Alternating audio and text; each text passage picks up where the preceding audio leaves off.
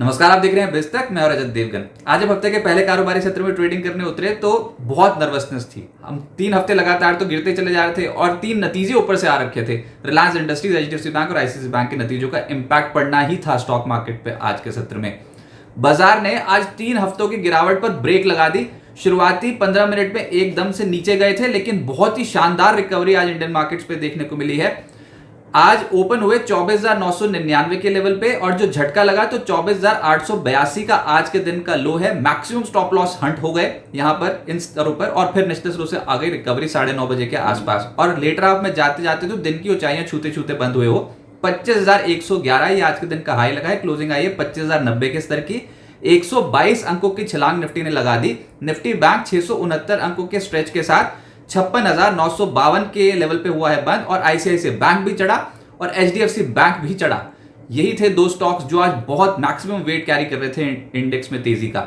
Sensex 442 अंकों के उछाल के साथ 82,200 के लेवल पे हुआ है बंद। 29 शेयर निफ्टी के चढ़ गए, 21 गिरे हैं और ब्रॉडर मार्केट्स पे पिक्चर थोड़ी बटी बटी थी। 1,492 शेयर चढ़े हैं और उसके मुकाबले 1,484 शेयर गिरे हैं। जो सबसे तेज हुआ निफ्टी पे वो था इटर्नल जोमैटो। रिजल्ट्स बस बाजार क्लोज होने से पहले थोड़ी देर पहले ही आए। उसका इंपैक्ट ये स्टॉक बहुत तेज हुआ, 7.5% की तेजी के साथ बंद हुआ है आज। फिर जो ये तनाव था ना वो एचडीएफसी बैंक के नतीजों को लेकर था। नतीजे कोई बहुत फायरवर्क्स नहीं दिखा के गए थे, लेकिन बोनस दिया था एचडीएफसी बैंक ने और जो प्रोविजंस बढ़ाई थी तो उसमें यह था कि काउंटर साइक्लिकल बफर्स बढ़ाने के लिए यहाँ पर बैंक ने एक्स्ट्रा प्रोविजन कर दिया। जो भी एचडीबी फाइनेंशियल से पैसा मिला है स्टेक बेच के, उसका यूज एक्स्ट्रा प्रोविजन करने के लिए किया एचडीएफसी बैंक ने। उसको लेकर बहुत तनाव था ट्रेडर्स के मन में, लेकिन ये स्टॉक अपनी चाल चल गया और एक शेयर पर एक बोनस की जो खबर आई थी उसने संभाला एचडीएफसी बैंक को। आज 2.25% ये स्टॉक तेज हो गया।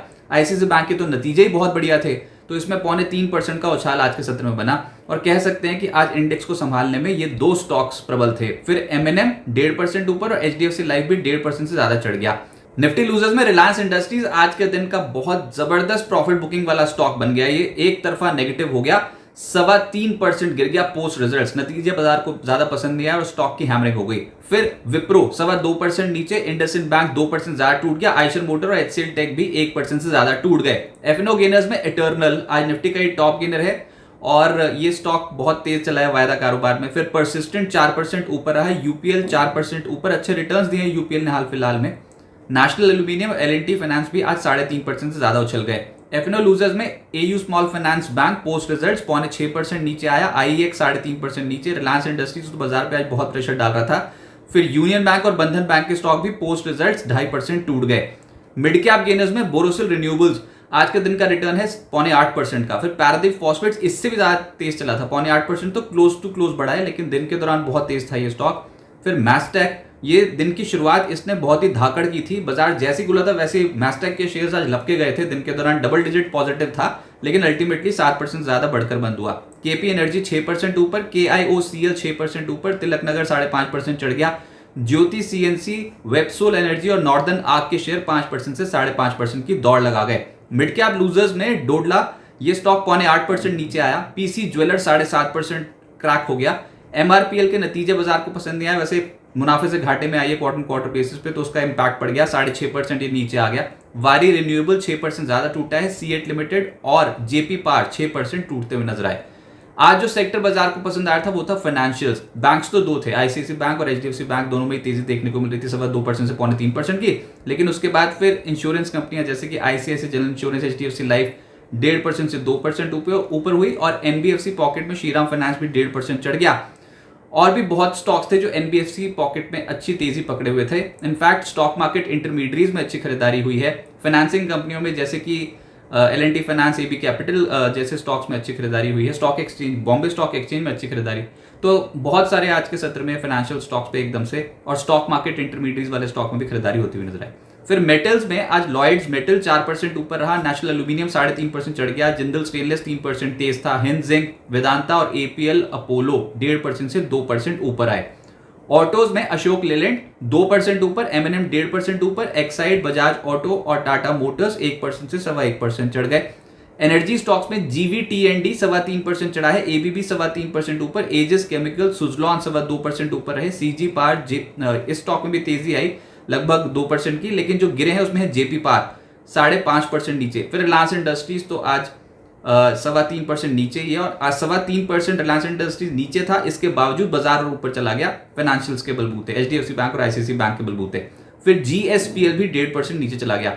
फार्मा और एफएमसीजी दोनों में ही मुनाफा वसूली दिखाई दे रही थी। फार्मा में ग्लेनमार्क, बायोकॉन, डिविस लैब्स, ल्यूपिन, सिप्ला, ये सब स्टॉक्स आज आधे फीसदी से 1.5% नीचे थे। और एफएमसीजी में Dabur, HUL, Godrej consumer, Britannia, ITC आधे फीसदी से 1.5% नीचे थे। अब आगे क्या होगा? देखिए, बाजार की 3 हफ्ते की गिरावट पर ब्रेक लगा है, और आज बहुत बियर्स के पास बहुत बेहतरीन मौका था बाजार को नीचे ले जाने का, और उसके बाद 25,000 के लेवल के नीचे टिकाने का, क्योंकि कोई बहुत बढ़िया रिजल्ट्स तो ऐसे नहीं थे एचडीएफसी बैंक के। रिलायंस इंडस्ट्रीज वैसे ही डिसअपॉइंट कर गया था, लेकिन आईसीआईसी बैंक ने और एचडीएफसी बैंक ने आज बहुत ही सॉलिड चाल दिखाई और निचले स्तरों से बाजार में आ गई खरीदारी। फिर बाकी भी हमने देखा कि बहुत सारे सेक्टर्स जैसे कि मेटल्स, ऑटोज, ये भी सपोर्ट कर रहे हैं। बुल्स ने पकड़ मजबूत कर दी, निचले स्तरों से खरीदारी हुई है। जुलाई सीरीज के निचले स्तर पे थे, वहां से एकदम से पुल बैक आया। एफआईएस की इंडेक्स लॉन्ग पोजीशंस 15% पे थी, 85% तो शॉर्ट ही बैठे थे। तो निचले स्तरों से थोड़ी थोड़ी कवरिंग आज के सत्र में डेफिनेटली होती हुई नजर आई है। हालांकि एकदम से आउट ऑफ वुड्स नहीं हो आप।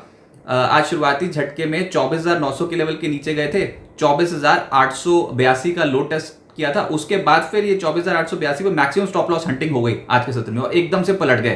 तो मंदी करने वाले थोड़े से बैकफुट पे आते हुए नजर आए, और उसका कुशन मिल गया। 24,980 से लेकर 24,900 ये इंपॉर्टेंट सपोर्ट जोन रहेगा मार्केट का। ऐसा नहीं लग रहा फिलहाल का मूव देखते हुए कि इसके नीचे जाने की क्षमता है मार्केट पे, लेकिन ऊपर भी तो पेज फंसा हुआ है ना। ऊपर भी 25,180 से लेकर 25,250 का जो जोन है वो बहुत तगड़ा रेजिस्टेंस है मार्केट के लिए। और इस सीरीज में तो हमने देखा ही है, मैक्सिमम आप ये जब जब जा रहे हो ना इस वाले जोन में 25,250, 25,300 के जोन में, तो पिटते हो बहुत तगड़ा। 3 हफ्ते की गिरावट थी, अभी भी आपने कहा पिछले दिन के हाई के लेवल के ऊपर क्लोजिंग दे दी, पिछले हफ्ते का हाई तो भूल जाओ। लेकिन निचले स्तर से पुल बैक वाली मार्केट डेफिनेटली देखने को मिल रही है, तो शॉर्ट कवरिंग का केस बनता है। अच्छा, NBFCs, market infrastructure, metal, cement, capital goods, ये कुछ ऐसी पॉकेट्स है जहां पर एकदम से ट्रेडर्स का इंटरेस्ट बन गया है, मोमेंटम धीरे धीरे इन पॉकेट्स में आना शुरू हो गया है। अब अगर ग्लोबल पैरामीटर्स पे देखोगे, और इनफैक्ट जो हमारे जो मेजर जो हमको जिस खबर का इंतजार है वो तो ट्रेड डील्स का इंतजार है, चाहे वो फ्री ट्रेड एग्रीमेंट हो यूके के साथ, जिसमें प्रधानमंत्री मोदी 23 से 24 जुलाई को यूके में होंगे, तो वो फ्री ट्रेड एग्रीमेंट में यूके के साथ ये जो डील है इसको साइन कर सकते हैं इस एग्रीमेंट को। एक तो ये बहुत पॉजिटिव खबर हो जाएगी, ऊपर से 1 अगस्त की डेडलाइन धीरे धीरे नजदीक आती चली जा रही है। टैरिफ्स तो जो लगेंगे दुनिया भर पे, हमारे ऊपर कोई क्लैरिटी है ही नहीं कितना टैरिफ लगेगा, और ऊपर से ट्रेड डील का 5वां बैठक का 5वां राउंड खत्म हो चुका है। अभी तक कोई भी क्लैरिटी नहीं है कि ट्रेड डील कब होगी, मिनी ट्रेड डील होगी, मेगा ट्रेड डील होगी, इसके बारे में कोई स्पष्टता नहीं है। डोनाल्ड ट्रंप बार बार बोल रहे थे कि जल्दी हो जाएगी, जल्दी हो जाएगी, बहुत विलंब हो गया है। 21 तारीख होगी, बताओ 1 अगस्त में बचा ही कितने दिन है। तो जब भी कोई खबर आएगी ना, ये भी बहुत तगड़ा इंपैक्ट डालेगी, इसलिए मंदी करने वाले थोड़े से बैकफुट पे नजर आए। 25,000 के लेवल के नीचे ज्यादा हम टिक नहीं पाए, फिर से रिकॉन्कर कर लिया हमने 25,000 का स्तर। तो ठीक है, बटी मार्केट है, रिजल्ट्स का भी इंपैक्ट देखने को मिल रहा है, लेकिन ये बाजार ऐसा ही है, बाजार चौंकाएगा, 2 तरफा चाल देखने को मिलेगी। अभी तो ये समझ में आया कि आप 24,900 के जोन के आसपास और 25,000 जोन के आसपास बाजार को सपोर्ट मिल सकता है, ये डिमांड जोन रहेगा।